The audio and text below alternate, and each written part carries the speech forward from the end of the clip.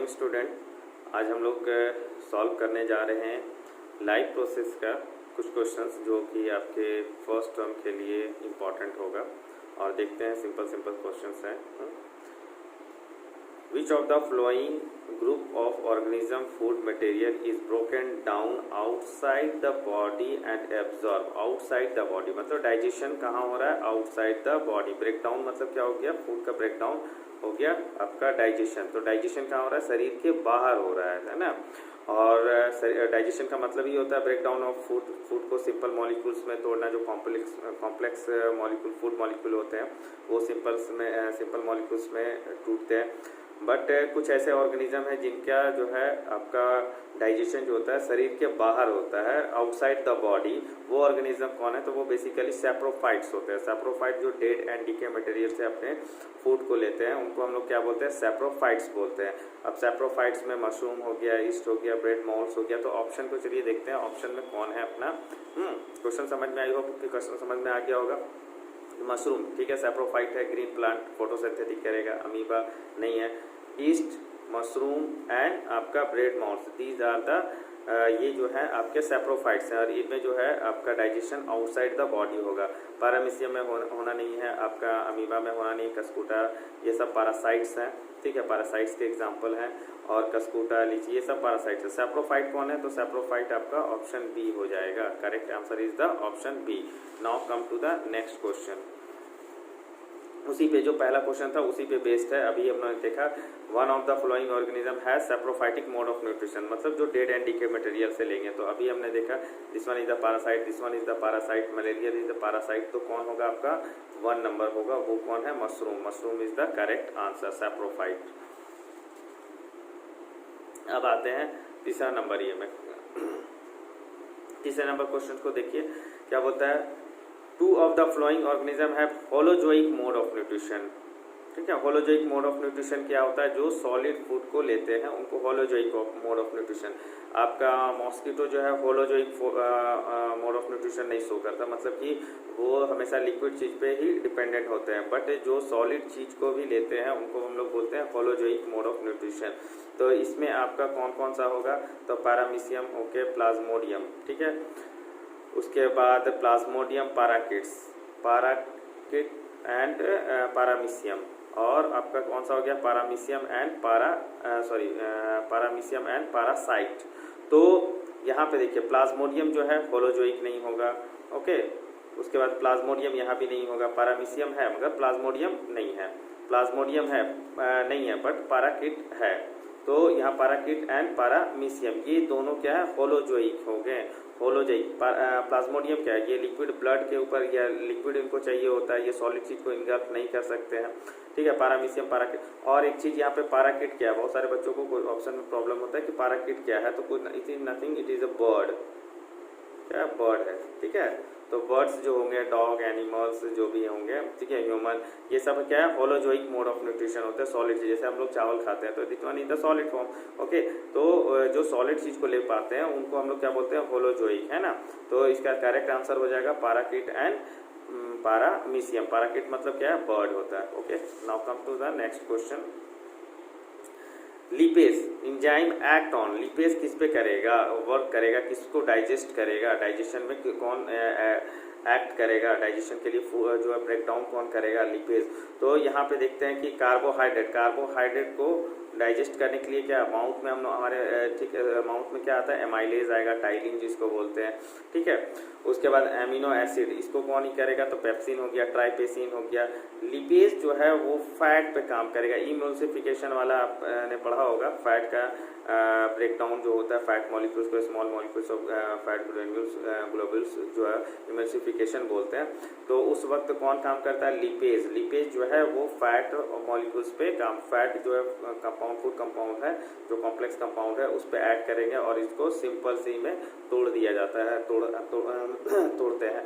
तो ये कौन हो गया आपका? Lipase. Lipase is act on a fat. तो correct answer is the fat, okay. Now come to the next one. Which tubule connect the kidney with urinary bladder. आइए हम लोग डायग्राम देख लेते हैं। डायग्राम में अगर किडनी को बनाएं, just for example this one is your kidney, okay. One side का ही ले रहे हैं, है ना। और यहाँ पे आपका यूरिनरी ब्लैडर हो गया, ठीक है। तो ये आपका किडनी है। किडनी से जो आपका नाइट्रोजनस वेस्ट मटेरियल फिल्टर होके आना है और वो कहाँ जाके स्टोर होगा, आपका यूरिनरी ब्लैडर में। तो किडनी और यूरिनरी ब्लैडर को जो आपको कनेक्ट करेगा वो होगा आपका यूरेटर। क्या होगा? यूरेटर। तो right answer is the ureter. Okay, right answer इसका क्या हो जाएगा? यूरेटर होगा। Now come to the next point. और iodine turn black blue on a reacting with iodine. ये जो है आपका एक क्वेश्चन, जो एक टाइप का क्वेश्चन जो है ये आपको देखने को मिलेगा एनसीईआरटी में भी इसका दिया हुआ है प्रैक्टिकल बेस पे। हम जानते हैं कि अगर कोई लिप्स है और लिप्स में क्या है, ड्यूरिंग फोटोसिंथेसिस जो है अपना फूड बनाएगा और जो स्टोर फूड होगा वो क्या होता है? स्टार्च होता है। और उसको जब हम किसी चीज़ से ऐसे ढक देते हैं, ठीक है, ढकने के बाद जो है उसको सनलाइट के कांटेक्ट में नहीं रखते, तो यहाँ पे जो भी आपका जो स्टार्च होगा वो यूज़ कर लेगा देन आफ्टर यहाँ पे। और उसको फिर हम लोग क्या करते हैं, इस लिप्स को जो है अल्कोहल में बॉईल करते हैं। अल्कोहल में बॉईल करने के बाद इसमें से जितने भी क्लोरोप्लास्ट हैं वो बाहर निकल जाएंगे। इस टाइप का आपने एक्सपेरिमेंट देखा होगा। तो वहाँ पे जब आयोडीन सॉल्यूशन को जब हम इस पर डालेंगे तो जहाँ पे स्टार्च होगा वो स्टार्च को आइडेंटिफाई करता है। जहाँ पे स्टार्च होगा वहाँ का कलर क्या होगा? चेंज हो जाएगा, ब्लू ब्लैक में चेंज हो जाएगा।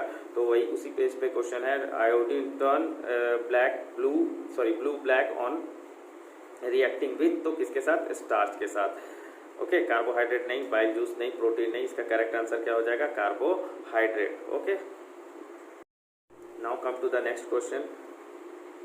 बोला जा रहा है during vigorous physical exercise lactic acid is form from glucose inside the muscle cell because. यहाँ पे क्या बोल रहा है देखिएगा, ये क्वेश्चन जो है रिस्पिरेशन चैप्टर से है। आपका लैक्टिक एसिड किस में चेंज हो जा रहा है? आपका लैक्टिक एसिड जो है फॉर्म करेगा फ्रॉम ग्लूकोज, है ना। ग्लूकोज किस में चेंज हो जा रहा है? लैक्टिक एसिड में चेंज हो जा रहा है। तो ये प्रोसेस कब होता है? ये एनारोबिक रिस्पिरेशन का एग्जाम्पल है, एनारोबिक रिस्पिरेशन का। तो एनारोबिक रिस्पिरेशन में जब लैक्टिक एसिड बनेगा आपके सेल्स में या मसल्स में, जब आप एक्सरसाइज करते हैं या कोई हैवी फिजिकल एक्सरसाइज कर लिया या आपने बहुत ज़्यादा दौड़ लगा ली, कुछ वैसा किया, तो आपके मसल्स में लैक्टिक एसिड का डिपोजिशन हो जाएगा। और this one is the example of anaerobic respiration. तो ये क्यों होता है? Due to the lack of oxygen. यहाँ पे there is excess of carbon dioxide नहीं होगा, there is lack of water नहीं, there is lack of oxygen. तो correct answer is answer number 1। ये आंसर नंबर 1 आपका होगा कि लैक्टिक एसिड का फॉर्मेशन ग्लूकोज से, ठीक है, वो किस में होगा? पहले तो ग्लाइकोलाइसिस होगा। हम जानते हैं रिस्पिरेशन में ग्लाइकोलाइसिस इज द कॉमन। तो ग्लाइकोलाइसिस में पायरुवेट बनेगा। पायरुवेट जो है अगर एरोबिक रिस्पिरेशन है तो वो माइटोकॉन्ड्रिया में जाएगा और वहाँ पे जाके एटीपी फॉर्म करेगा, वाटर बनेगा, कार्बन डाइऑक्साइड बनेगा। But in sufficient supply of oxygen में ये क्या होता है? लैक्टिक एसिड का डिपोजिशन हो जाएगा हमारे मसल्स में, और जिसकी वजह से पेन वहाँ पे होने लगता है, क्रैम्प आ जाते हैं। तो this one is the example of anaerobic respiration and due to the lack of oxygen के कारण ग्लूकोज जो है लैक्टिक एसिड में फॉर्म कर जाएगा, ठीक है। Now come to the next question. Next question is I hope also very easy way में समझ में आ जाएगा। Major function of contractile vacuole is. Major function क्या होता है? तो कॉन्ट्रैक्टाइल वैक्यूल बेसिकली हम अमीबा में ये ज़्यादा देखने को मिलेगा आपको। ऑस्मो रेगुलेशन में ये हेल्प करता है, वाटर को बैलेंस को मेंटेन करने में हेल्प करेगा कॉन्ट्रैक्टाइल वैक्यूल। तो इसका करेक्ट आंसर हो जाएगा osmo regulation. Now come to the next one. Blood vessels carry blood from lungs to heart. From lungs to heart. तो आपका ये हार्ट हो गया, ठीक है। Just for example, this one is your heart. मान लेते हैं ये आपका हार्ट हो गया, ठीक है। ऐसा कुछ ले रहे हैं, जस्ट रफ डायग्राम ले रहे हैं, है ना। तो लंग्स से हार्ट की तरफ जो ब्लड लेके जाएगा टुवर्ड द हार्ट, वो होता है आपका पुल्मोनरी वेन, ओके। और हार्ट से लंग्स को लेके जो आएगा, हार्ट से लंग्स को लेके जाएगा, उसको बोलेंगे पुल्मोनरी आर्टरी। बेसिकली क्या होता है कि हार्ट में जो ब्लड लेके आता है वो कौन लेके आ जाता है? वेन लेके आएंगे। और जो हार्ट से ब्लड लेके जाता है अवे फ्रॉम द हार्ट, वो कौन लेके जाएगा? आर्टरीज लेके जाएगा, ठीक है, आर्टरी।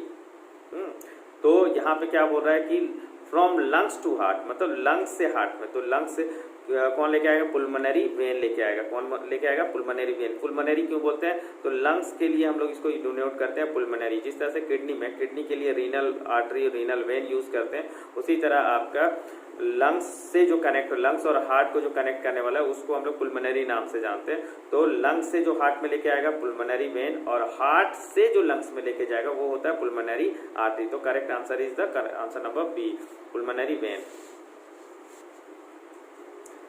ये क्वेश्चन देखते हैं। इस क्वेश्चन में क्या बोलता है, which of the following structure is involve in exchange, gaseous exchange in woody stem of plant. ठीक है, तो एक्सचेंज ऑफ गैस हम जानते हैं कि लिप्स जो होता है वहां पे क्या होता है, आपका एक पोर होता है जिसको हम लोग बोलते हैं स्टोमाटा। स्टोमाटा जो है it is a site through which exchange of gas take place inside the in plant. ओके, तो लिप्स में अगर होगा तो स्टोमाटा होता है, बट आपके जो स्टेम होते हैं, प्लांट के जो वुडी पार्ट होते हैं, स्टेम जो होते हैं, नॉन ग्रीन पार्ट होते हैं, वहां पे छोटे छोटे पोर्स पाए जाते हैं जिसको हम लोग क्या बोलते हैं, लैंटिकल्स बोलते हैं। तो करेक्ट आंसर इज द लैंटिकल्स हो जाएगा आपका। ठीक है, स्टोमाटा किस में होगा, लिप्स में होगा। अगर रूट में होगा तो रूट हेयर लेंगे। Okay, come to the next one. which cell organelle is involved in breakdown of glucose to produce energy from for a metabolic activity। ठीक है, फर्स्ट वाला ही क्वेश्चन जो एकदम शुरू में हमने देखा था कि ग्लूकोज जो है आपका लैक्टिक एसिड में चेंज होगा, तो वो ड्यू टू द वो एनारोबिक रिस्पिरेशन का एग्जांपल है, due to the lack of oxygen. यहाँ पे आपका बोल रहा है कि नहीं, ये एरोबिक रिस्पिरेशन का एग्जांपल है। क्वेश्चन को थोड़ा सा घुमा के दिया कि ग्लूकोज जो है वो पूरी तरह से ब्रेक डाउन होगा और चेंज हो जाएगा किसमें, एनर्जी में, एटीपी में।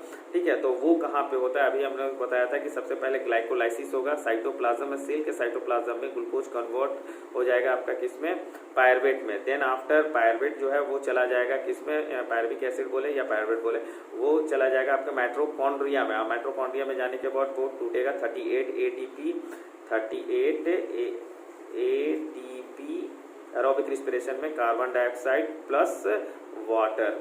ठीक है, तो ये कौन से सेल ऑर्गेनेल्स में होगा, तो वो होगा आपका mitochondria. Okay, answer number 1 mitochondria. Now come to the next question. Next question बोलता है choose the form in which most plant absorb nitrogen. Plant जो होता है, आप देखे होंगे कि बहुत सारे ऐसे प्लांट्स हैं जो अपने बेसिक न्यूट्रिएंट को फुलफिल नहीं करने के बाद फोटोसिंथेसिस के द्वारा तो वो अपना भोजन बनाते ही हैं, स्टार्च बनाते हैं, बट उनको और भी न्यूट्रिएंट्स की ज़रूरत होती है फॉर द ग्रोथ के लिए, जिसमें से आपका नाइट्रोजन इज ए इम्पॉर्टेंट। तो बहुत सारे ऐसे प्लांट हैं जो आपको इंसेक्ट्स को खाते हैं, जिसको बोलते हैं इंसेक्टिवोरस प्लांट है। ठीक है, उसका एग्जाम्पल पीचर प्लांट हो गया, फिर मेनस फ्लाई ट्रैप हो गया।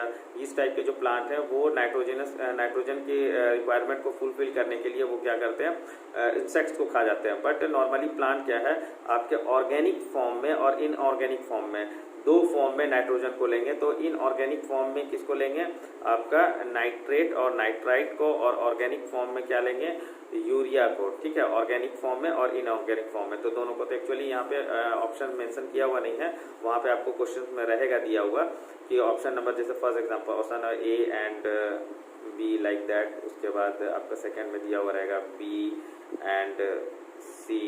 ओके, उसके बाद आपका थर्ड नंबर में चले जाएं तो आपका सी ले लेते हैं एंड डी, उसके बाद नन ऑफ दिस।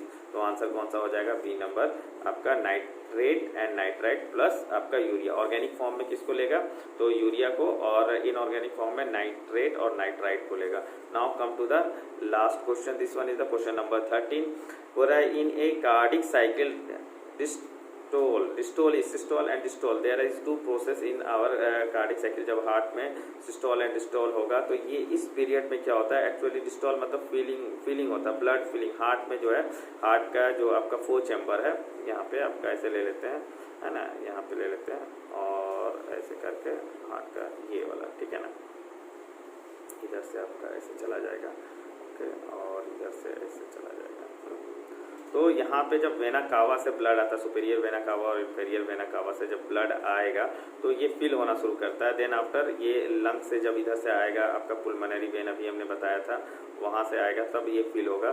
तो फीलिंग जो होता है, फीलिंग के दौरान को ही हम लोग क्या बोलते हैं, डायस्टोल बोलते हैं। डायस्टोल वाले पीरियड में इस वक्त आपका जो हार्ट होता है वो रिलैक्सेशन पीरियड में होता है। तो relaxation period after contraction of heart, this one is the correct answer. Okay, the number of heart beat ये नहीं होना है, उसके बाद फोर्सफुली पंपिंग ये नहीं होना है। तो करेक्ट आंसर क्या होगा, रिलैक्सेशन। डायस्टोल का मतलब ही समझिएगा फीलिंग हो, चाहे वो किधर से आ रहा हो, वेना कावा से आ रहा हो ब्लड या फिर पुलमोनरी वेन से आ रहा हो।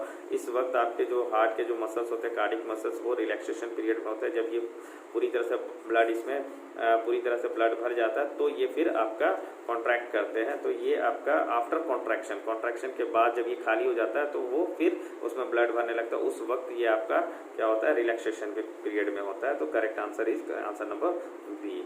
आई होप कि यह आपको समझ में आ रहा होगा, है ना। और बहुत सारे इजी सिंपल क्वेश्चंस हैं। पार्ट 2 में आप फिगर बेस्ड क्वेश्चंस देख सकते हैं, उसमें मैंने सॉल्व किया फिगर बेस्ड क्वेश्चन। और जिन बच्चों को आंसर आ रहा होगा तो वीडियो पॉज करके आप कमेंट सेक्शन में लिख सकते हैं कि हाँ इसका आंसर है। Okay, thank you for the watching this video.